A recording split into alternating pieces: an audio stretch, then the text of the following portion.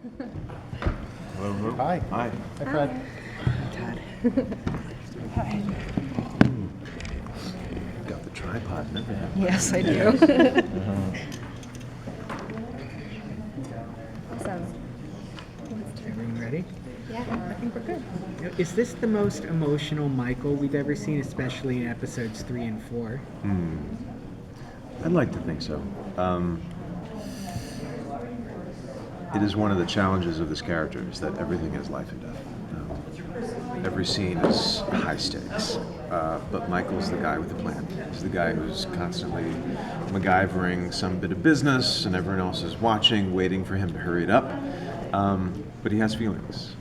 So to find moments alone where he can express what is really going on under the surface and driving all this action is important as far as the story, and so satisfying as an actor to play, because every once in a while you have to lose control to show control.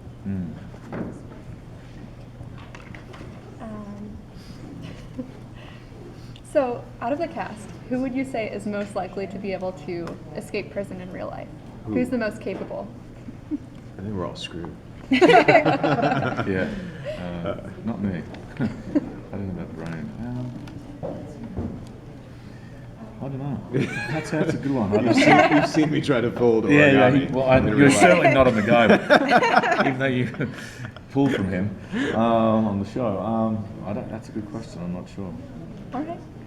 So what was it like shooting in Morocco as opposed to Vancouver and shooting on sound stages in LA? And if you could take Prison Break to any other country, would you want to take it anywhere else? Shooting Morocco was very difficult. You're dealing with a whole host of things, primarily the weather. And we were jet lagged for most of the shoot anyway. And we hit the ground running. We were working incredibly long hours in incredibly trying conditions. And for me personally, Morocco was a bit of a nightmare, if you will. I had a major accident there, and but I was able to bounce back and recover from it. So. Was that an accident filming Prison Break? Yeah, an iron bar fell on my head and shattered my nose. And, Oh. Wow.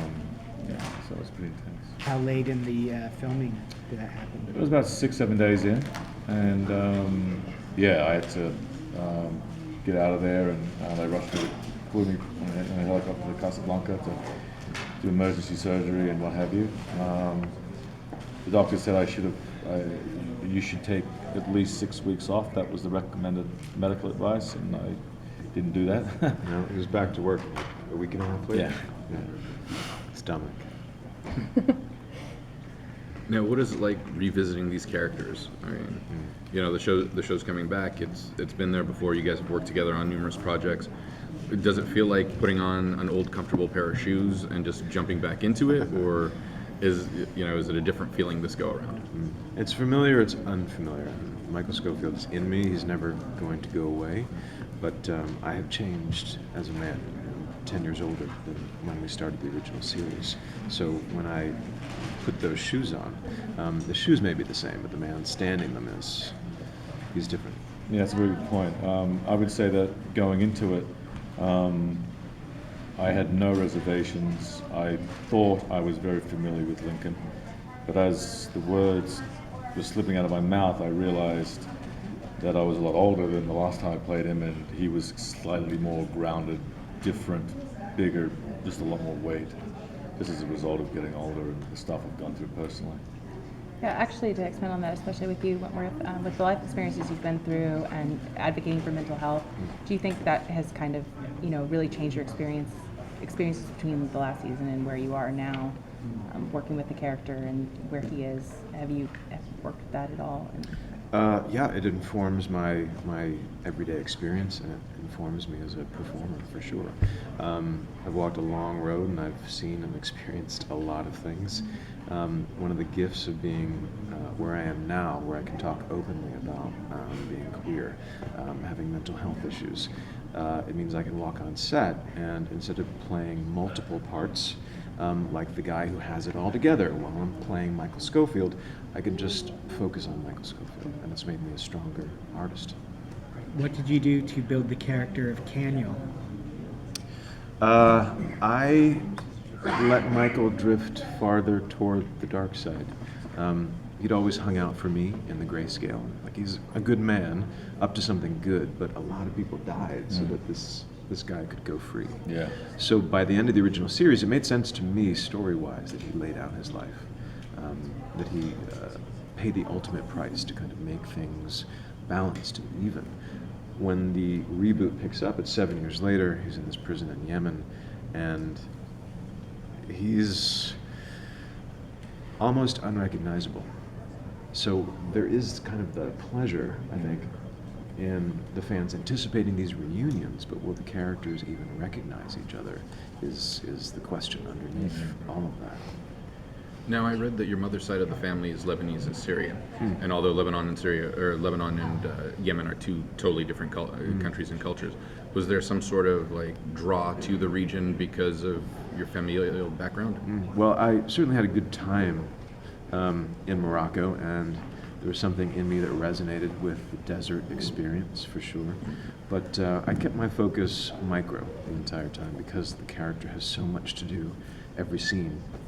And I left the kind of geopolitical aspect of it to Paul Schering and the writer-creators.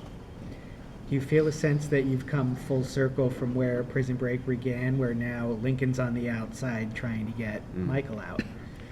No, I don't think it's full circle. I think there's still some more to explore with the character, and I think the storyline as well. Can you talk about Lincoln's headspace a little bit, where he is in the first episode, kind of where he Yeah, I mean, he, Lincoln's always struggled with life, and that was just that intensified once Michael died, and he was lost. He couldn't get his bearings. Michael is his compass, if you will, in life. And once he lost his brother, that was it. He just doesn't have the self-discipline and that tenacity, that will to. He's a survivor, but he's a tragic survivor. And once he realized that Michael was alive, the hope was restored, and that's what I mean by I think there's still more to explore with Lincoln. And surely Lincoln has learned some lessons from Michael over the course of their experiences together that will help him in the future escape. So is there one specific lesson that you think is going to be really coming in handy for him from past seasons? I think it's more of an instinctual thing for Lincoln. He's been around his brother, he knows his brother, he knows his brother's a genius, and just being around his brother, some of that behavior rubs off on him without him even realizing it. And also, Lincoln's determined to get his brother, and Lincoln's a bull in a china shop. I mean, that's who he is, that's what he is, and he's going to use that method to get his brother. Awesome. He's been in, this is the 4th prison he's been in over the course of the season. In a way, does prison feel like a home of sorts? To me personally. Like to Michael, is he so used to prison that any prison is manageable? I think it is, or has become familiar, which is tragic. Dominic made a great point about there are literal prisons, and then there's the prison that is your mind. And Michael's been in this Yemen prison for 4 years now. He spent the majority of his adult life on the run. Can you ever really leave that behind? What's waiting for you on the other side of the wall when he's finally reunited with Sarah and his son? How can he be with them in the same way? Is it better off if he maybe leaves them alone? Thank you guys so much. Thank Really you. appreciate Thank it. you.